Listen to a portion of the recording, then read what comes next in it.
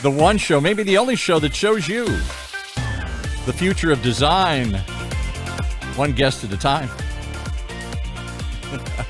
With the man who's always searching for new designs and designers too, Brian Thompson. Welcome, Brian Thompson. Howdy, everybody. Thanks for tuning in today. Today we have a colleague and friend and super talent on, Jason Wilbur. Welcome to the show, Jason. Thanks so much. Stoked to talk to you guys. You too. I'll give a little background on what you do and then I'll let you run with it. So Jason is a super talent and he is the former head of Honda Advanced Design. So for those of us out there watching that wouldn't know exactly what advanced means. Advanced it's the company's lighthouse. It's what keeps it looking forward. So his job would have been to create cars and visions for Honda that then will trickle down into the actual production vehicles. So it's kind of a dream job. And Jason has left Honda and has started an amazing watch company called Wilbur, which is his last name. So welcome to the show, Jason. I'll let you go ahead and take it away from there. I alluded, told a little about what you do, but if you could just kick off a bit about like advanced design, then we'll jump right into the watches. All right. Well, yeah, I mean, it's funny too, because people always ask, like, what does that really mean? What are these satellite studios? Because a lot of car studios, a lot of car companies have these type of advanced design studios, and they're these kind of like, like clandestine operations and skunk works types of things, and nobody ever really hears about what actually happens because a lot of times they're generating ideas that frankly kind of stop internally, and they never really it's always hard to see what the trickle down is in terms of what design and what actual products and what other things were created there that we can see on the street or that the consumer can buy or interact with. And a lot of times, if you're doing your job right as an advanced designer, 99% of that stuff won't see the light of day. Yeah, and of course people will say, well, why? Why can't we just have that? And it's really, our job in the industry is to imagine a future that's not technically feasible yet. Right. So that when we get there, we have something to guide us. And that's part of why we do that, right? Wouldn't you say? Yeah, well, I mean, I think the thing is that if you're approaching design from what I think is the correct way to do it, which is to think about the type of experience and the type of lifestyle that the customer is going to have in 10 years and 20 years, and the types of needs and wants and things that, the kind of way that their life is going to be. If you think about the experiences that they want, and you think about, like what kind of realities they're going to be encountering, then you can create ideas about the products that would work best for them and that would resonate with them and that they would love without worrying about the constraints of current day manufacturing or cost restraints or things like that. Because typically that's what ends up restricting people, is they say, well, we want to make a bunch of things out of this box of aluminum. What can we make? And that's a great thing if you're trying to manufacture certain things and you're trying to figure out ways to save cost. But you've already got most companies doing that already, or a majority of the corporations trying to focus on certain things like that. So this is really all about like, what's the dream? I always try to tell people, like, it doesn't have to be perfect. It just has to be awesome. Like, yes. It's really more about like coming up with a collective dream that you can point at. And in the future, when you start to think about the reality or sit down with engineers and business people and marketing people, and you start to kind of figure out, okay, can we start to create the same idea in today's world? Can we possibly do it with the manufacturing technologies we have and the business models that we have? Can we do it? And once you start to work through that kind of process, you start to chip away at your idea. And sometimes frankly, it's not a bad thing, because it means that then you can say, all right, if we have this initial vision, as long as we start to kind of put some of these realities in here and put all the ingredients into the pot and it comes out tasting good, then that you've got an idea that's worth pursuing. And it doesn't mean that just because it's not the spaceship you envisioned, if some of the soul and some of the feasibility and some of the usability and some of the fun that's generated from that product, if even 10% of it ends up in the product from today, sometimes you've got a winner that way. So yeah. Go ahead. I always try to kind of look at it this way. I always try to look at it like, you want in design, you always want somebody that is an advocate for the future customer that doesn't know what they want. Yeah. And the funny thing is when you get there, when you get to that future, that's always the trick. When you've been in the industry long enough where you finally get to that future that you were designing for. right. I always say, as a former advanced designer myself at Nissan, I always think of that job as sort of like living in the future, looking back on the present as if it's the past. Right. Because when you're because you're already living in that future, and then when you finally get there, that future feels old. You know, and you know, you always hear people say today, like, well, we're supposed to have flying cars today by now, and like people always say, like, well, how come we don't have, you know, more of this? Is it because of the technology? How come we don't have more futuristic things on the road and things? And like, you know, coming from you know, over a decade of working in the corporate side of, or at least being exposed to the corporate side of the automotive industry, it's always funny when I tell people, I'm like, look, the technology is all there. Like all the technology is there. Yeah. We're not being restricted by technology, but we're being restricted by fear. Right. Oh, absolutely. Consumer ability to accept things, right? Yeah. But that's very real right now when we talk about self-driving cars, yeah. Which is all of what I work on now for smaller clients. Yeah. But the pushback I always get isn't the tech, it's the people's fear of what's that going to be like. Right. Until you get. And I think that sometimes when you're trying to, sometimes it's good to kind of take like a little bit of you have to think a little bit about the psychology when you're making crazy things, because it means, you know, they're gonna be polarizing. And I think what happens is that some people are very good at doing this, where you take something and you put it in a package that is familiar. So if you're gonna introduce a new technology, you don't just put a new technology in something that's a spaceship, so that now you're asking people to accept two things. You're asking them to accept like a crazy styling or a crazy design or something, and you're asking them to accept a new technology. It's part of the reason why so many people accepted Tesla, because that car looks like a 90s Mazda, but the technology is great. So what they did was they showed them something that they showed the general population something that was not, that didn't scare them, but it just happened to be electric. So now you start to allow people to kind of become comfortable with the technologies. And once you do that, then you can start kind of pushing and pulling in different directions, you know?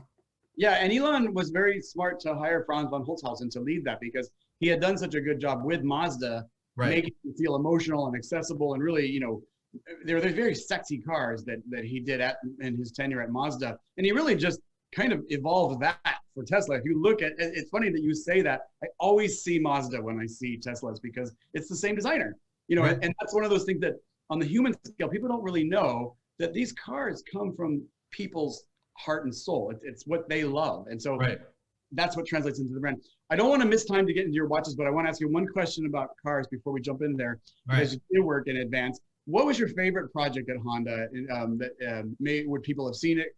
Was it a show car? What was your, you know, what's something that comes to mind as something from Honda that you just love working on? Let's see. Well, I think one of the favorite things we worked on, which actually scared executives so much that we ended up making a little teeny quarter scale model of it in the end instead of a full scale one. Yeah. But it's funny because I look, some of my favorite projects are the ones that I had the most pushback on, and they're 15 years old, and now I see everybody. Oh my God, totally. Yes, that's my favorite. You're like, what were you doing that so long ago? Yeah. Like people are like, oh, how come you guys didn't do something like the Tesla truck, you know? But I'm like, well, we kind of did about 15 years ago, you know, like there's in like 1982 when they first invented like computer graphics. Yeah, that was a Tesla truck. yeah. Well, I mean, and the thing is Jason. Yeah, no, just I mean, I would say like one of the projects I did that I loved the most was this kind of skateboard platform, electric vehicle, off-road, kind of like almost little escape pod, I like to call it. And I see it now, and I see it everywhere. And I mean, you know, Brian, you've been involved in like the RV type projects and things like that. And like, you know, with this last crazy year where people are like, I could live in my doghouse, you know, I could work out of my tree house or like my sailboat or whatever, you know, like that type of project was something I was thinking about, you know, and our team was thinking about 15 years ago was why don't we add like something that's really what the automotive spirit really is about, is freedom, right? So like, but let's do something modern and relevant in that way. And at the time, everybody said like, what are you talking about? This doesn't make any sense. But now I look at it and I'm like, wow, if we made this right now, it would be a hit, you know? Yeah, it's like the best case study for some of this stuff is a pandemic. It turns out people having to get home.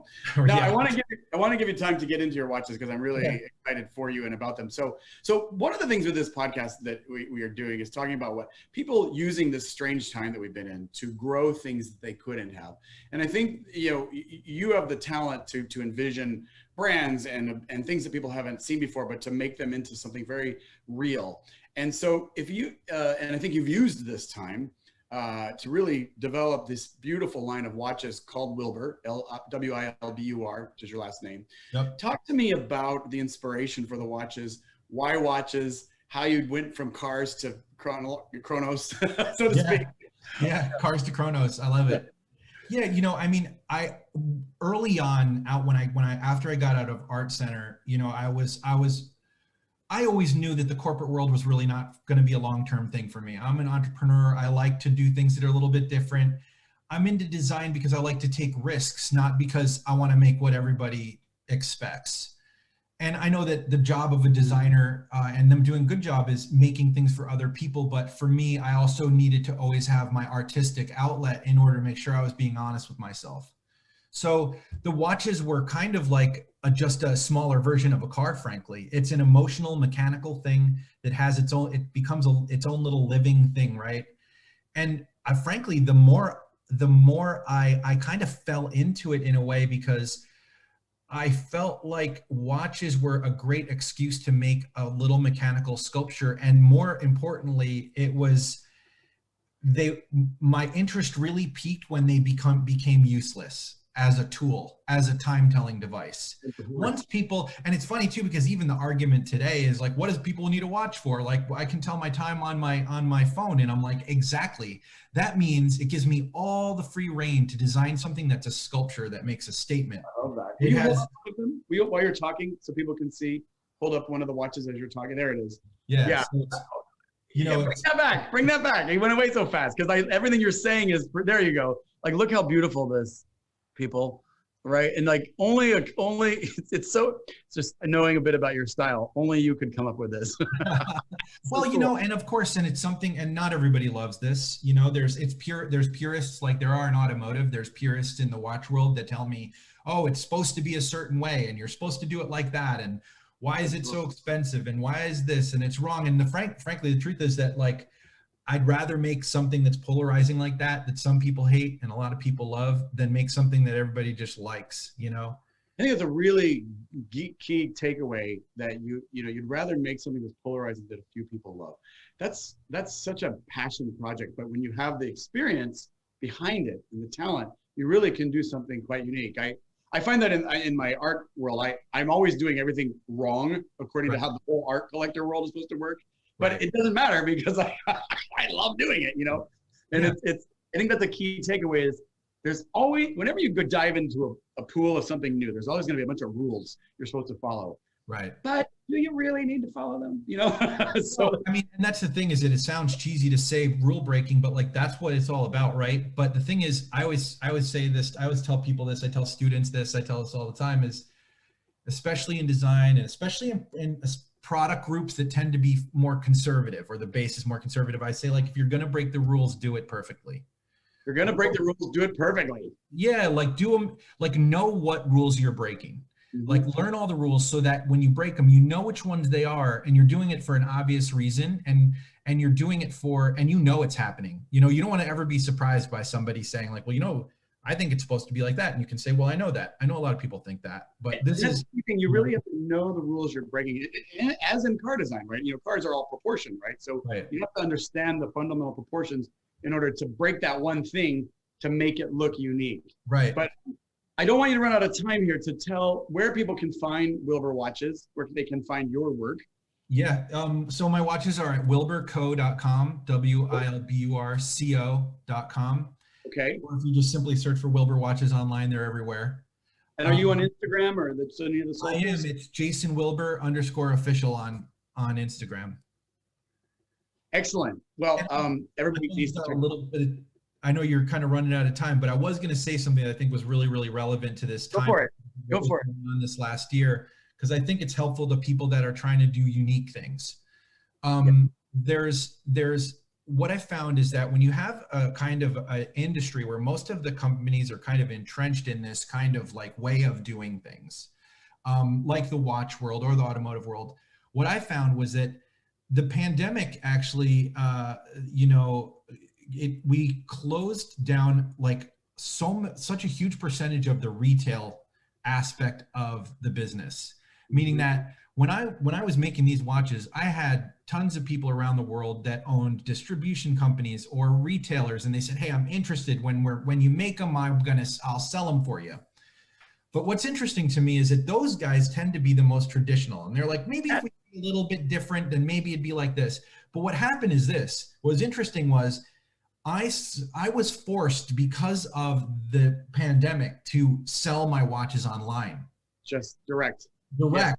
And what was awesome was I started to find the fans and build confidence because of the fact that I was having direct conversation with customers and fans, and I started realizing like, well, wait a minute, I don't need to take the feedback of the middleman.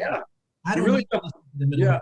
I don't need to share my margins with the middleman. I don't need to absorb their fears and have them try to change my product or my way of doing business. So what happened was that you start to create this team of people, a global fan base that really resonates with you, and then you skip the nonsense. So it's actually really interesting. So I feel like a lot of people that are doing unique types of products and things like this, I feel like they should really go for it, because the truth is that now there's the technology, selling online, doing these things to reach your customer base without having to go through all the like annoying things of having to deal with like a conservative industry.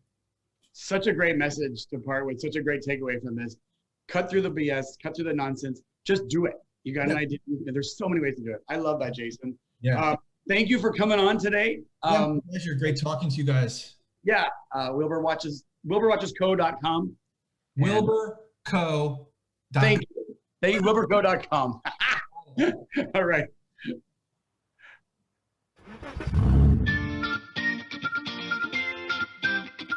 There you have it, another episode of Driven by Design that's driven away. But don't fear, we got more coming your way.